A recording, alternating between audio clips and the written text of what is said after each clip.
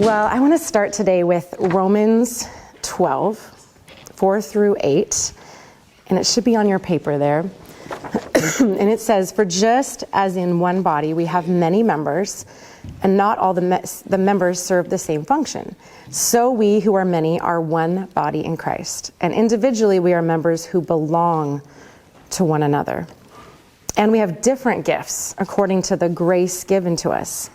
If the gift is prophecy, that individual must use it in proportion to his faith. If it is service, he must serve. If it is teaching, he must teach. If it is exhortation, he must exhort. If it is contributing, he must do so with sincerity. If it is leadership, he must do so with diligence. If it is showing mercy, he must do so with cheerfulness." And I was looking at this gifts word specifically in like verse 6, and it actually is best translated grace gift. So I was thinking about that, and I was like, when we were all in our mother's womb, we did not get to choose our vocal cords, like God graciously gifted, I'm assuming all of you, with this beautiful tone and timbre and this unique sonic thumbprint of your voice. And we didn't have any, contribution in that. We didn't do anything to get it. It's kind of like my childhood piano. My parents gave me that when they saw that I, like at 5 years old, loved playing piano. So they went and bought me this gift. I didn't have money at the time to afford a big piano, but they graciously gave it to me. And that is something that I've just been like stirring on lately is I didn't do anything to deserve this, God just graciously gifted it. So what do you do with a gift? I've been talking with my kids. I have 3 kids. They're all teenagers. And I'm coaching track. One of my favorite things in life is coaching track. I actually think there's a lot of similarities between running and singing, in the way you breathe, in the fact that if I coach sprinters, and so many of the guys like tense up like this, and then they try to run, and I'm like, you got to be like a wrinkly dog, like watch Usain Bolt, like his face, his cheeks are like, but the rest of his body's like a machine, and singing's like that too. You have to stay relaxed up here.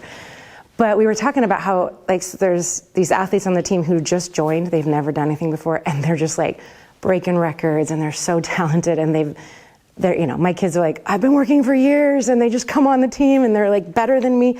And I was like, that's because it's a gift. But then you get to decide what you do with that. There's also people who may not have as much natural ability. Maybe they're not the best runner, but they know how to work hard. They'll put in the time. They'll come to practice every day. They'll be super teachable.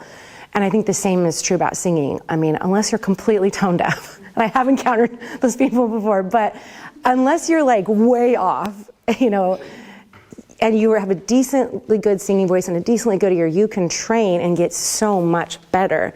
So and then there's those people who are just crazy talented and they work hard, and that's awesome too. So wherever you find yourself in that spectrum, I just have to remind myself, like, it's a gift. So kind of like in the parable of the talents, I could bury it in the ground and do nothing with it, or I could steward it, get better at it, and use it for the glory of God and for my good. So a little bit, I'll try to make this short because I want to get into singing. A little bit about my story. When I was around 5, I knew that I wanted to sing, and not just as a hobby, but as a huge part of my life. And I remember, when you're little, you get asked all the time, what do you want to be when you grow up? At the time, every boy wanted to be Michael Jordan when I was growing up. And I just remember thinking when someone asked me that, I wanted to say, I want to be a worship leader, I want to be a musician, I want to be a singer. But I had the thought, like in first grade, that was prideful. I remember thinking, that's arrogant, that's prideful. Who are you? You're not like Whitney Houston, who I consider like the greatest of all time. But I lied and I said I want to be a veterinarian. And then my cat literally like right after that had to be put to sleep. And I was so sad, and I was like, I don't think I could do that. I don't think I could be a vet. So then I had to come up with a new backup answer. And that same feeling of, it wasn't that I didn't feel confident in how God made me. It was that I felt that singing was so egotistical and self-promoting, if that makes sense.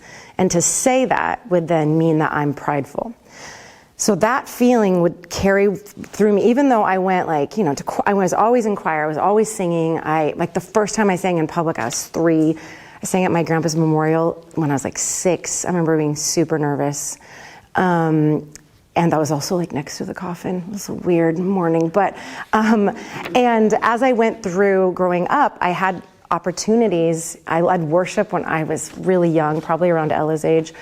And when my parents got divorced, which was a really defining moment in my life, my dad's church was super traditional and liturgical, and my mom, they started going to a different church, obviously, and she went to the most charismatic church in our town, our little town. And so I would be on both worship teams, and in the same morning, oftentimes, because when I could drive when I was in high school, I would go back and forth, and their services were at different times.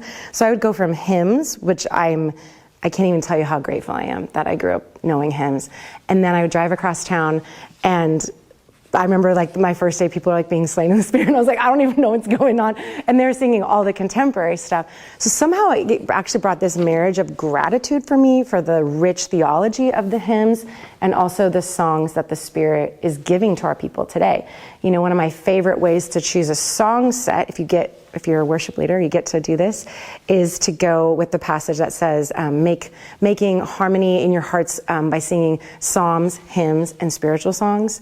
If you get those 3 covered, I personally feel like that's like the perfect formula, if there is one, for choosing a song set. Because if you're singing psalms, the songbook of God's people, right? Like she was saying, we're going to have these words in our head. We're literally going to memorize the songbook of God's people. And then hymns are the saints that have gone before us, this rich, rich history. You know, like when we sing, I will not boast in anything, no gifts, no power, no wisdom, but I will boast in Jesus Christ. Like, how can you top that, you know?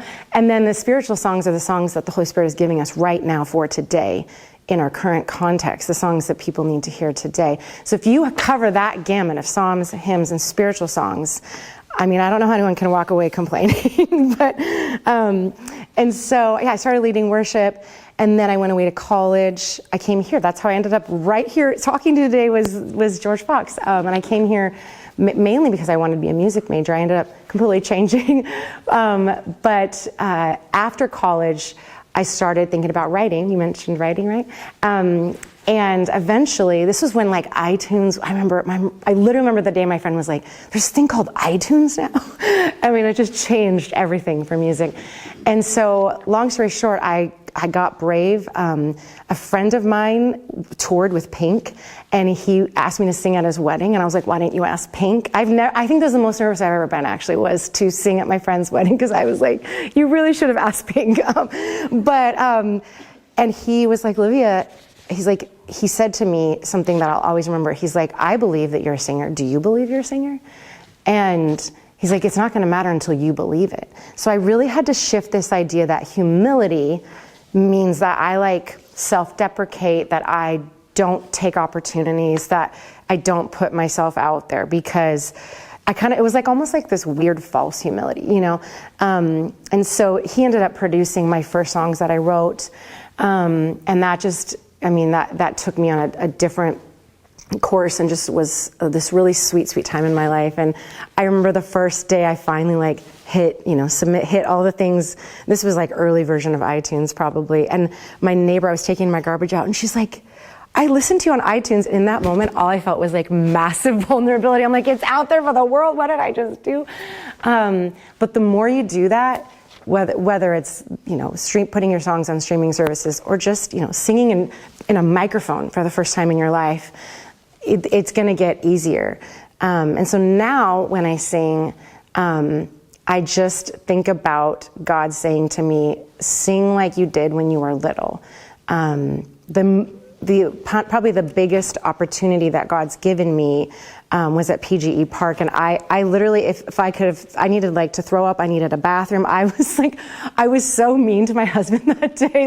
We're trying to find parking in downtown Portland, which was a nightmare, and I was so nervous. I was mean to everyone in my family, because I didn't want to be late. And anyways, I went out there and I could feel just all these weird feelings. You're trying to get that pendulum between pride and humility and find this right, humble confidence, the sweet spot of that. And as I walked out there, I felt like God just said, sing like you did when you were 5. Like you weren't thinking about any of this. You just sang. Like the joy, you know, when you saw in that video, the things you all mentioned, singing with siblings, like just sing and get out of your head. And it was one of the most like sacred moments that God has given me.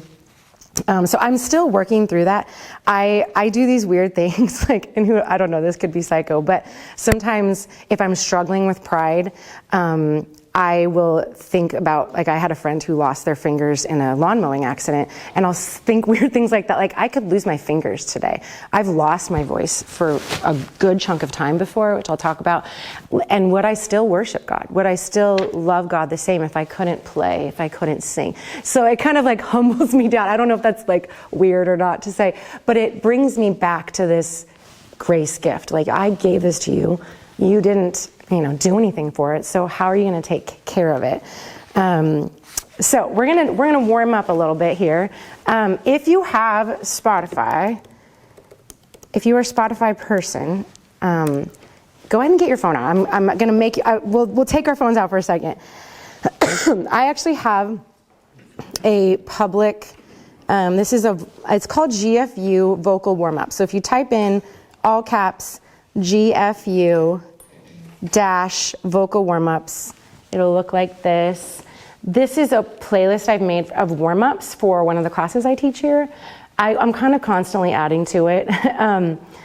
And so let me know if you don't find it. GFU in all caps, space, dash, space, vocal warm-ups. There's a little old school microphone emoji. So I'm just going to show you a couple of these, and I'd love for you to join me since we're singers. And I'm just going to show you a couple of these on here. One of these ladies is British, so she introduces herself, and all my kids have her accent memorized. But breathing, was it you? Who mentioned breathing? Someone over here. Yes. One trick that I often tell people when we're trying to learn about our diaphragm is to think about a milkshake with a straw and like a very thick, like Burgerville milkshake. And if you just naturally go, you know, when like the strawberry gets stuck in there, your stomach should come out. So good singers do not raise their shoulders when they sing. It's all going to be right here. I'm like, when I watch like the Grammys, I just watch their stomachs because I'm like, I know the ones that are working hard down here. So when you breathe in, your stomach should go out. So it's not when you go to the doctor and they're like, you don't want to breathe shallow. You want to breathe down here. Everybody just do that noise with me. And do you see your diaphragm going out? So that's how we fill this whole cavity with air. Obviously, we don't make that noise every time, but that's how I think about it, is like milkshake. You see babies are so loud and they're so tiny. It's because when they cry, if you watch their stomachs, their diaphragms are like up and down really loud. Somewhere along the way, we learn to breathe really shallow. You know, this is like lung breathing, but we don't want lung breathing, we want diaphragm breathing. So there's an exercise. I'll just give you an example. Okay, sorry, I need to go back to my, see, there's my Susan Blair. Block rocker. Here we go. Okay. This is Susan from SusanBlair.com. This is a breathing exercise. Breathe in as if sucking air through a straw for 4 beats like this. Then hold for 4 beats. Then breathe out on S. So now you're going to let it out. We'll just do it with her. She's telling us what to do. It's easy. Like a tire hissing.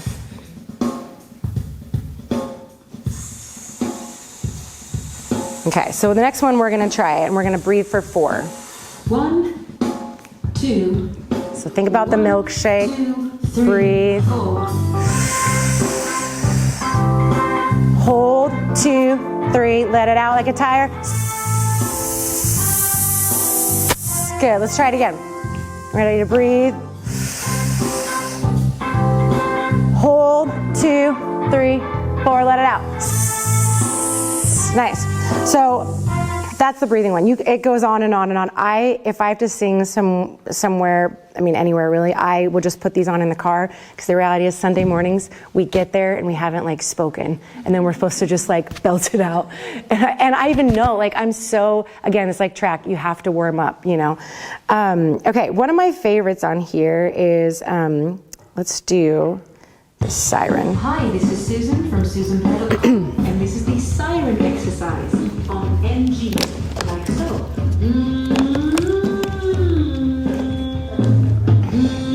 NG, we're just gonna slide 1-5-1 down. 1, 2, 1. Okay, let's try it together. And you should feel this resonating, that buzzy feeling. Now we're gonna go up. Try to make it resonate.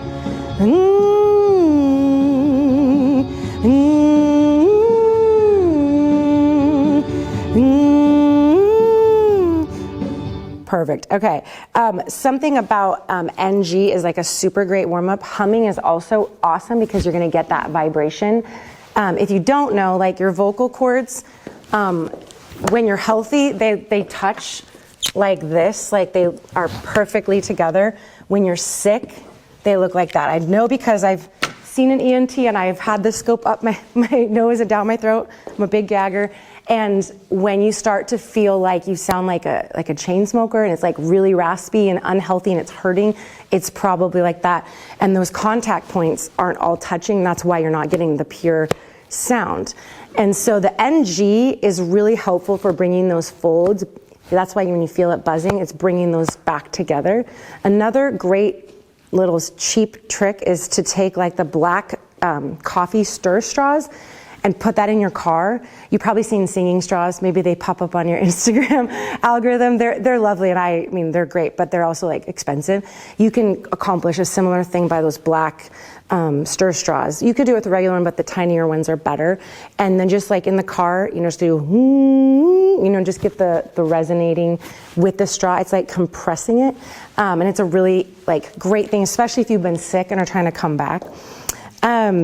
So one thing that I love also in here is the belting one.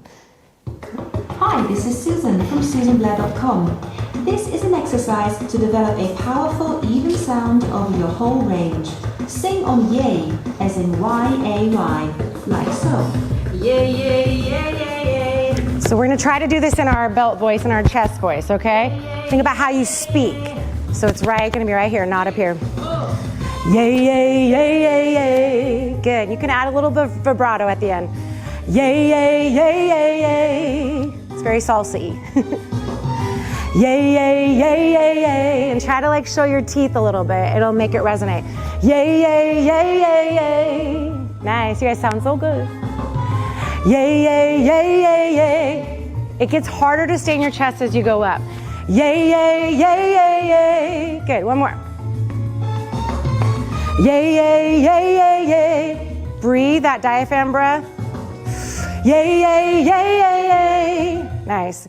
You will see at the bottom I put Tennessee whiskey and also Bridge Over Troubled Water with Jacob Collier, Yeva, John Legend, and Tori Kelly. I keep adding to this. I always do, like my rhythm is like breathe, NG, lip buzz, tongue trill, like all that kind of stuff, which I wish we had time for. Maybe we'll do some more of that. And then at the end of my warming up, I try to do some song that has technical runs for agility, and think about like a runner that stretches. We got to get agile and flexible. And obviously the Tori Kelly Bridge Over Troubled Water, like, can you be more flexible than that? I don't think so. So if you haven't heard that, highly recommend. Joy and spirit. I know I didn't ask you, but could you guys come up front for a second? I need you to represent parts. Okay. So this on the board is a chorus of a song from the Georgia Mass Choir, and it's just a great choir song that I love. It's been around, I think it's about 20 years old. So I want to try to show you some differences between head voice and chest voice while we're also warming up and just combine it all. So we're going to learn the melody together first. And we're just going to sing. It's really simple. These are the words. And Joy and Spirit have never done, and they didn't know anything about this, so thank you for coming. She's like, don't leave me hanging. So we're going to learn the melody. We're going to learn the melody, and then we're going to teach parts, okay? So it goes like this. I can call him in the morning. I can call him in the middle of the night. And when I call him, he'll make everything all right. It does not matter how big the problem may be. Jesus promised he'll take care of me. So that's just the melody, okay? So That starts on a G sharp. This is going to be our sopranos, okay? So if you were a soprano, I want you to follow me, okay? Joy, in a minute I'm going to have you be an alto, and Spirit, since you said you like to sing well, I'm going to have you be the tenor. Is that okay? So if you're a soprano, actually let's just all sing it. Let's all learn the melody and then we'll split, okay? And I'm not a soprano, so. All right, 1, 2, I can call him. I can call him in the morning. I can call him in the middle of the night. And when I call him, he'll make everything all right. It does not matter how big the problem may be. Jesus promised he'll take care of me. Yeah, you guys are so good. Okay, so now we're going to go to the alto part. So that's going to start on an E, and it's going to go like this. I can call him in the morning. I can call him in the middle of the night. If you're an alto, sing, when I call him, he'll make everything all right. It does not matter how big the problem may be. Jesus promised he'll take care of me. So that's going to feel minor-y, but it'll all work. Jesus promised he'll take care of me. Let's do that one more time, altos. That's your starting note. 1, 2, 1, 2, 3, 4. I can call him in the morning. I can call him in the middle of the night. And when I call him, he'll make everything all right. It does not matter how big the problem may be. Jesus promised he'll take care of me. Yes, nice. Okay, so we got that. Now we're going to add the low notes. So one thing about gospel music is that you want the tightest harmonies you can get in 3-part. So like at church, let's say you're on worship team and you feel like the harmonies aren't quite in sync. It's generally because either like the tenor and the soprano are both singing the same part an octave apart, so that's only 2-part, or it's because their harmonies aren't closer and they need to invert a note. So we want, like in this situation, do you hear like how tight that chord is? We want the tightest, generally the tightest harmonies. You're going to hear all of the overlaying notes, you know. So Spirit, your part is going to be, the tenor part is so much fun. We're going to walk up with tenor, okay? It's going to be, I can call him in the morning. I can call him in the, sorry, now I'm singing tenor. I can call him in the morning. I can call him in the middle of the night. And you're going to go back. And when I call him, he'll make everything all right. Back to that home base. It does not matter how big the problem may be. Jesus promised he'll take care of me. So you're going to go up. And you're staying on that one note. It's going to feel monotone, but it's going to make everything else sound so good. Okay, let's try it again, tenors. 1, 2. And I would say all the guys and anyone else that feels like a tenor, okay? Sing this part. 1, 2, 1, 2, 3, 4. I can call him in the morning. I can call him in the middle of the night. Back to that home base. And when I call him, he'll make everything all right. It does not matter how big the problem may be. Jesus promised he'll take care of me. Jesus promised. Okay, I know I'm going like lightning speed, but let's stand up. Okay, so just to refresh. Hi, that's my melody. Sopranos, you always get the melody. Why do you always get the melody? Hi. And then we got our altos are gonna follow joy, I. And then we got our I. The guys and tenor are gonna follow Spirit, I. Okay, I want you to just go for it. This is like bungee jumping. There's no halfway. All right, 1, 2, 1, 2, 3, 4. I can call him in the morning. I can call him in the middle of the night. And when I call him, he'll make everything all right. It does not matter how big the problem may be. Jesus promised he'll take care of me. Oh, you guys sound so good. That's good for morning singing. Okay, now let's play around a little bit. I'm trying, Ashley. Is my mic good for a couple more minutes? Okay. Go as long until you need to leave. Okay, perfect. So now I want you to think about, Deborah, is that your name? about how Deborah sings Jesus Loved Me to her kids at night. I'm imagining, it's not a belt voice, right? You're trying to put them to sleep. So it's more lullaby, right? So I want you to go all right here. I want you to sing out of your eyeballs. I can call him in the morning. I can call him in the middle of the night. Or if you're doing, I can call him in the morning. I can call him in the middle of the night. And we don't need to close our mouth. The biggest thing, and I did this for years, when I went head voices, I would close my mouth. We can have a nice big open mouth and still sing in our head voice. So if you're the guys, I can call him in the morning. I can call him in the middle of the night. Open mouth, but it's all out of our eyes, and we're trying to put the baby to sleep, okay? So we're all gonna do that again. Tenor, I, alto, I. Okay, so all head voice, still breathe, still open. 1, 2, 1, 2, 3, 4. I can call him in the morning. I can call him in the middle of the night. Good, breathe. And when I call him, he'll make everything all right. Good job, sing out of your eyeballs. It does not matter how big the problem may be. Jesus promised he'll take care of me. Yeah, that's so good. Okay, now I want you to switch all of that, forget that, and I want you to go right here. Put your hand over your chest, and everybody just say their name on 3. 1, 2, 3. Olivia. Okay, you can feel it resonating, you can feel it vibrating. So chest voice is called that because we're switching from head voice, like, you know, people that sing like classical, that's all up here. You've probably been trained that way, but we're going to go chest voice, which is called belt voice, like Ella said, all right? So one way I teach this to brand new people is like how you yell at your siblings. That's what I say to kids.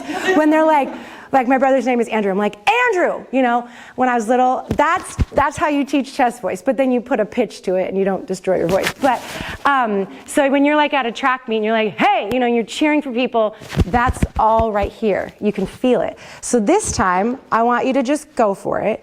One other trick I tell people is to pretend they're in like the musical Annie.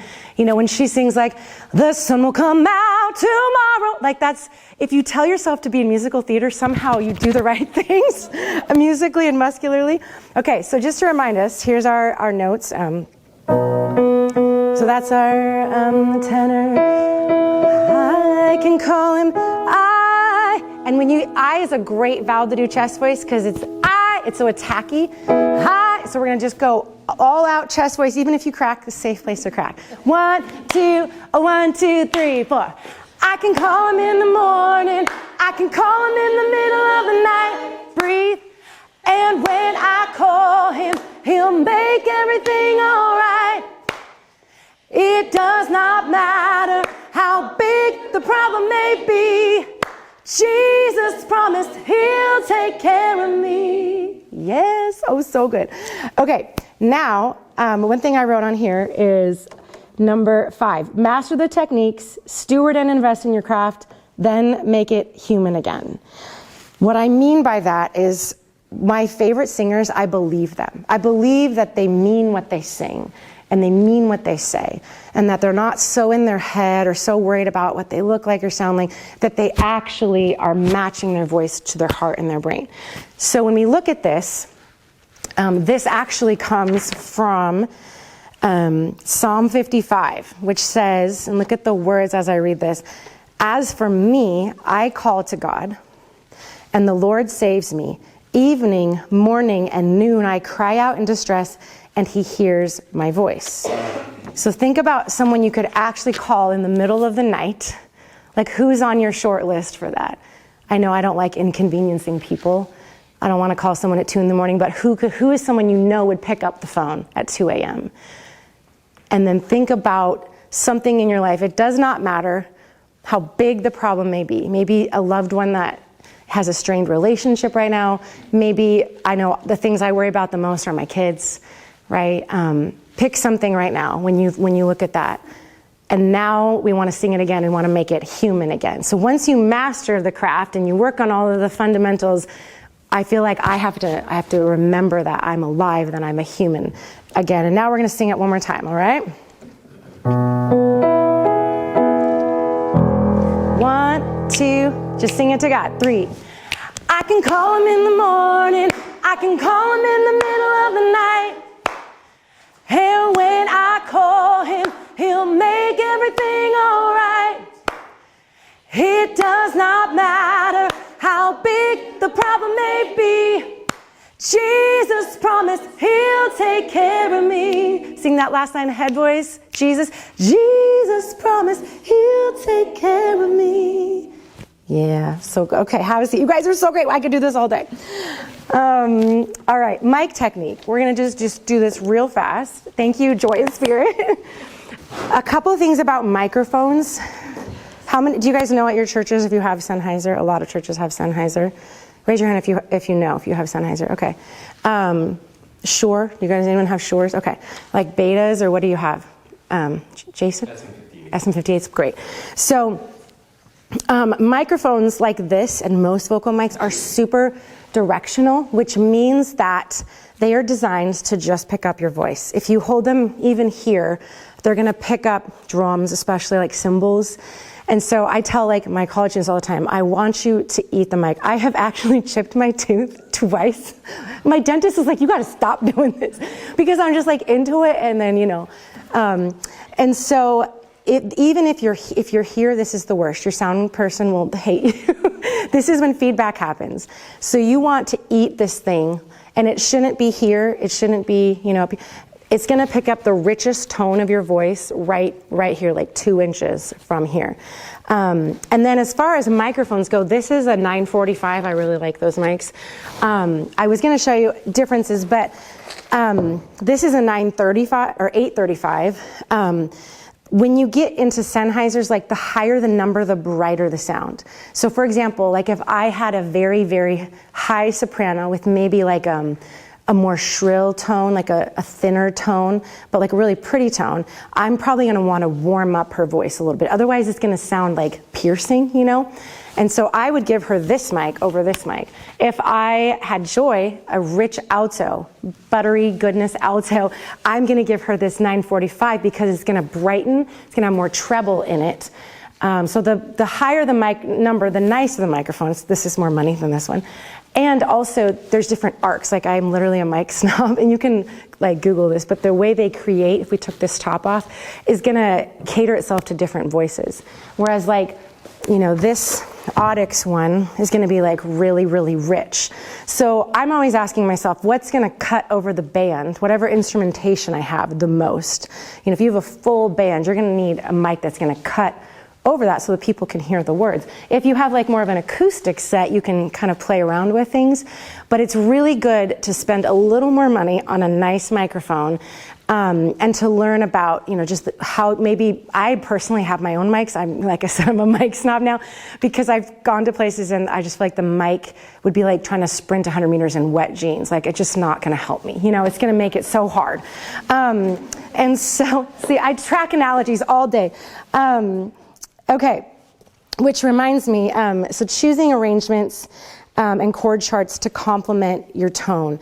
I think this is huge. If we have another one of these, I'd love to spend more time on this, but if you are a folk singer and you have like this really ethereal ambient voice, you should be choosing songs and arrangements that are going to complement that. When you said Blink, I'm like, what's like one of your favorite songs besides that to sing? Like, what genre do you like to? I love to sing like Noah Kahn. Okay. Like Snake Season. Yes. Yeah. So. Kind of folky. Yeah. Yeah. So if I'm like her worship leader and I'm wanting her to lead a song, then I'm thinking, okay, let's go in her wheelhouse. Let's give her something that she's going to thrive in, like how you said you felt about What a Beautiful Name. And let's put it in the right key for her. Let's build instrumentation. Maybe let's find the violinist that can play on that one Sunday, and get creative and try to just complement and build this whole palette for you. I could talk about that all day. Vocal care. So I'm going to pass these around real quick. There you go. If you want to just take one and pass them around. I brought my show and tell.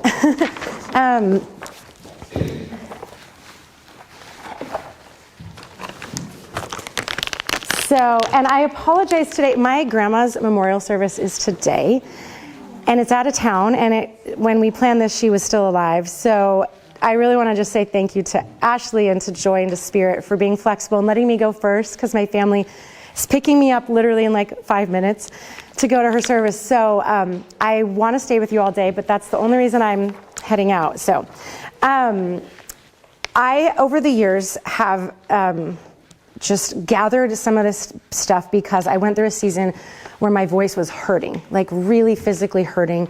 And I pushed through. I didn't cancel things. I kept leading worship. I kept saying yes to things. Even in the back of my mind, I was like, I think something's wrong. Long story short, I had to go on vocal rest. I was on a ton of steroids, which is a terrible time to not speak when you feel like punching everything and are enraged by steroids. It was a lovely marital time.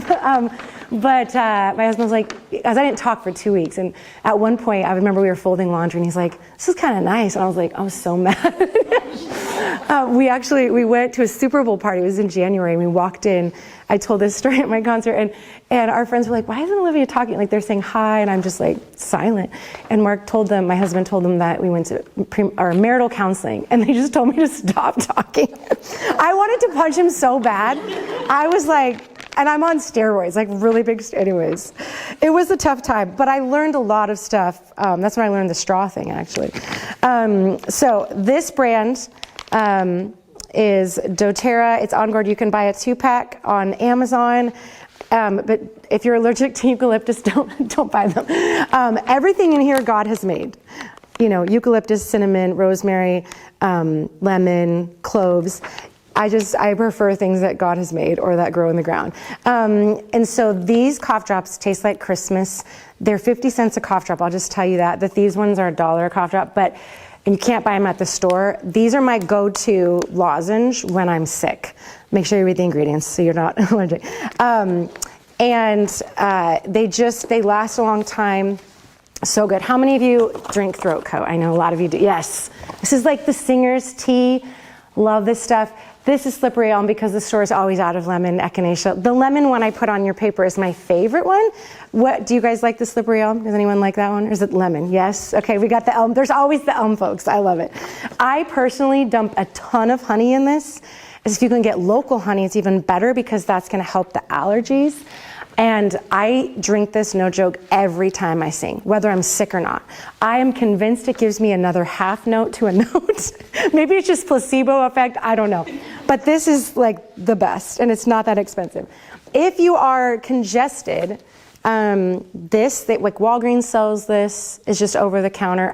This X-Clear stuff, X-Clear, however you say it, is so great. And when you wake up, especially in the winter, and you're just like, I just sound so stuffed up. This is amazing. I also just oftentimes just use regular saline nasal spray. I just feel like it clears everything out. There's no medication in it other than salt water. And then because I'm turning into a hippie, I'm like a hippie that eats Sour Patch Kids, so it's like a half hippie. But oregano is so good for building up your immunity and killing viruses and just nasty stuff. They also make this as a supplement if you don't want to taste death. My husband says it tastes like death. But you shake it up, it's 30 drops. This will last me like over a year. And you just put it in like a little shot glass of water or juice. Juice is better because it tastes really, really strong. But it's just oregano oil and olive leaf, and I can feel it like burning crud away when I drink that. It's not fun, but if you do it right when you start to feel sick and not wait, you gotta like stave it off, And then, I'll just pass this around. You can it'll just open up your sinuses. This Breathe Again, or what is it called on here? Breathe Easy. It's think like Vicks Vapor Rub, but like natural. And you just rub it on your chest. I put a tiny bit right here under my nose because it's kind of strong. And I do that at night, especially or before I sing if I'm stuffed up. And that's, I think, $12. Amazon sells a lot of this, but Revive, the website, it's always free shipping. So it's really affordable, way cheaper than like Young Living or doTERRA, those other brands. I've switched over to Revive, and it's the same ingredients. And then the last one on here is Immunity Boost. And this is just so great to put in a diffuser. I actually, when I'm really not feeling good, I do the throat coat, ton of honey, local honey, and like a drop or two of this. It's gonna just make it taste more cinnamony. But again, it just helps all the virus stuff go away. So that is my hippie basket for you. And so I honestly will do sometimes all of this if I'm really sick. The great thing is you can combine them since it's all like homeopathic. Thank you, Spirit. So, okay, questions. There's like a ton of things I didn't get to, but questions before I go, if I can answer them. It's super fun to hear you all sing. Questions about vocal health or any other things you guys have discovered that is good for you? Thanks, Spirit. Thank you. I have a question. Yeah. Funny to most of you in the room. So I'm completely self-taught singing. Yeah. And I have a wide range that I sing. Uh-huh. But I've never really been sure if I'm an alto or soprano. So Yeah. I've tried YouTube videos to figure Okay. out which one I am, and I've been unsuccessful. Yeah. We just need to like hear you sing sometime. One thing I do with singers is like just do like but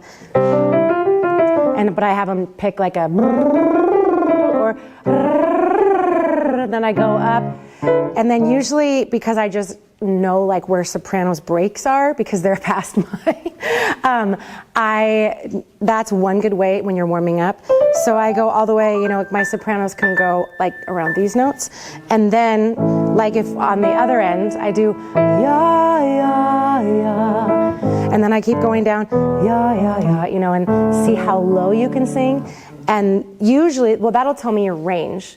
But then somewhere in there is going to be this sweet spot of resonance. One wild way that I found that really works is in a half bath, like at your house, if you have a small half bath and you sing, like pick one of your favorite songs, and you're going to hear a resonating. Do you know what I mean? Sometimes it works in the shower too. But try like your favorite song in like 3 different keys and then see which one has the most vibrations in the room, and that will most likely be what's called your tessitura, which is like the sweet spot of your voice. That timbre and tone, that is like, sorry, what was your name again? Victor. That is like Victor's, moment. That's it.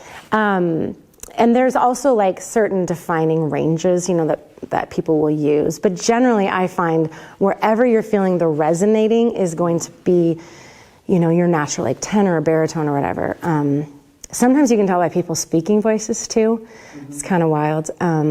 But anyways, if you want to, Ashley has my info, and feel free to email me and I can give you more stuff about that. So yeah, any other questions? It's a great question because that will inform song choice. Yeah. That's the other thing, like I'll pick my break. Like for example, on Oh Holy Night, like I know that E for me, this note is as far as I will ever sing in chest voice, and that's on a good day. So like the national anthem, which I know Spirit's going to talk about, I always start on, and you have to bring a pitch pipe, you have to bring something, because it's too scary to just guess. But I will start on a C on my best day, and when I'm sick, I'll start on like a A, and when I'm in the middle, I'll start on a B flat. You just start to know like, these are my boundaries, and I probably shouldn't go beyond those for health, for straining, and also just so that you're seeing, like if you're on my worship team, I'm going to find the best key for Victor to sing in that's also close enough that other people can sing in. You know what I mean? Because you're trying to do that. So for me, like as a female, and this would work for a lot of altos in the room, if you can sing like Goodness of God in your normal range and sing an octave lower, you know that all the guys will be able to sing it in your congregation. That's a trick I do every week pretty much because I can sing low. So I will know the guys, I'm throwing them a bone, So